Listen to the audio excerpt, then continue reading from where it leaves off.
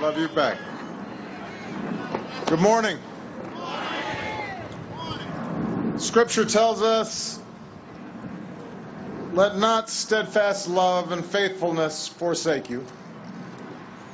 Write them on the tablet of your heart. Secretary Carter, Chairman Munford, outstanding members of our armed forces, and most of all, survivors of that September day and the families of those we lost. It is a great honor once again to be with you on this day, a day that I know is still difficult, but which reveals the love and faithfulness in your hearts and in the heart of our nation. We remember and we will never forget the nearly 3,000 beautiful lives taken from us so cruelly, including 184 men, women, and children here, the youngest just 3 years old. We honor the courage of those who put themselves in harm's way to save people they never knew. We come together in prayer and in gratitude for the strength that has fortified us across these 15 years. And we renew the love and the faith that binds us together as one American family. 15 years may seem like a long time, but for the families who lost a piece of their heart that day, I imagine it can seem like just yesterday. Perhaps it's the memory of a last kiss given to a spouse, or the last goodbye to a mother or father, a sister or brother. We wonder how their lives might have unfolded, how their dreams might have taken shape. And I am mindful that no words we offer or deeds we do can ever truly erase the pain of their absence. And yet you, the survivors and families of 9/11, your steadfast love and faithfulness has been an inspiration to me and to our entire country. Even as you've mourned, you've summoned the strength to carry on. In the names of those you've lost, you've started scholarships and volunteered in your communities and done your best to be a good neighbor and a good friend and a good citizen. And in your grief and grace, you have reminded us that together, there's nothing we Americans cannot overcome. The question before us, as always, is how do we preserve the legacy of those we lost? How do we live up to their example? And how do we keep their spirit alive in our own hearts? Well, we have seen the answer in a generation of Americans, our men and women in uniform, diplomats, intelligence, Homeland Security, and law enforcement professionals, all who have stepped forward to serve and who have risked and given their lives to keep us safe. Thanks to their extraordinary service, we've dealt devastating blows to Al-Qaeda. We've delivered justice to Osama bin Laden. We've strengthened our Homeland Security. We've prevented attacks. We've saved lives. We resolve to continue doing everything in our power to protect this country that we love. And today we once again pay tribute to these patriots, both military and civilian, who serve in our name, including those far away from home in Afghanistan and Iraq. Perhaps most of all, we stay true to the spirit of by defending not only our country, but also our ideals. 15 years into this fight, the threat has evolved. With our stronger defenses, terrorists often attempt attacks on a smaller but still deadly scale. Hateful ideologies urge people in their own country to commit unspeakable violence.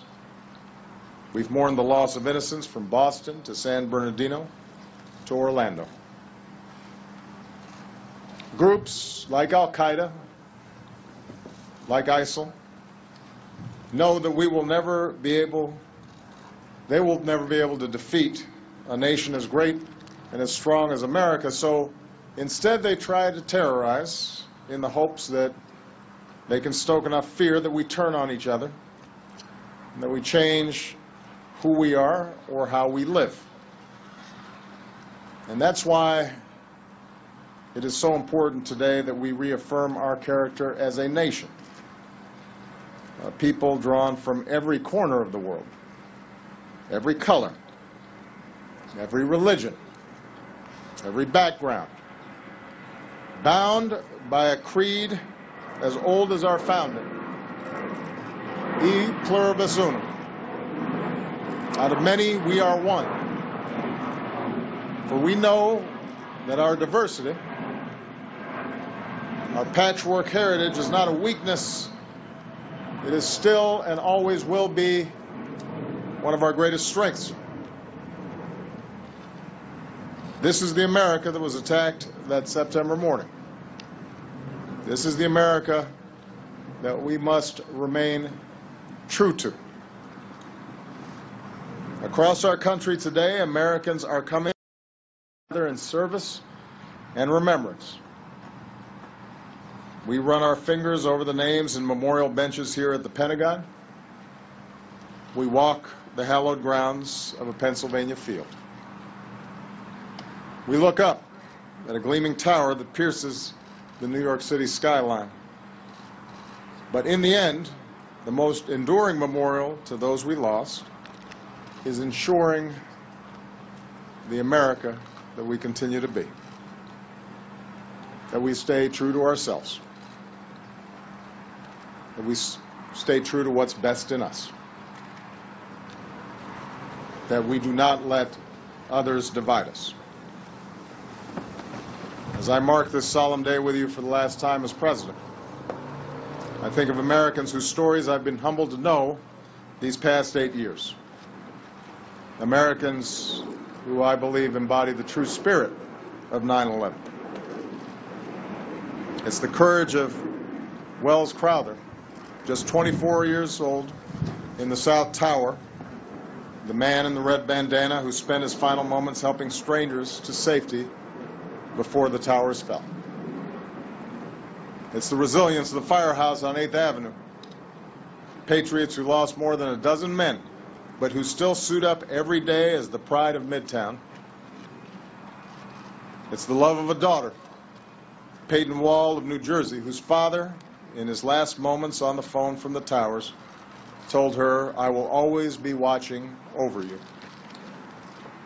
It's the resolve of those Navy SEALs who made sure justice was finally done, who served as we must live as a nation, getting each other's backs, looking out for each other, united, one mission, one team. It's the ultimate sacrifice of men and women who rest for eternity not far from here in gentle green hills in perfect formation.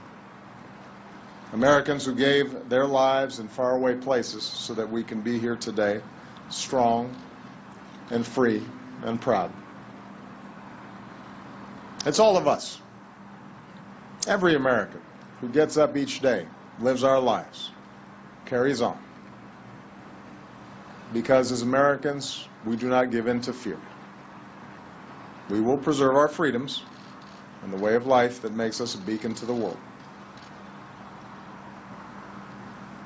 Let not steadfast love and faithfulness forsake you.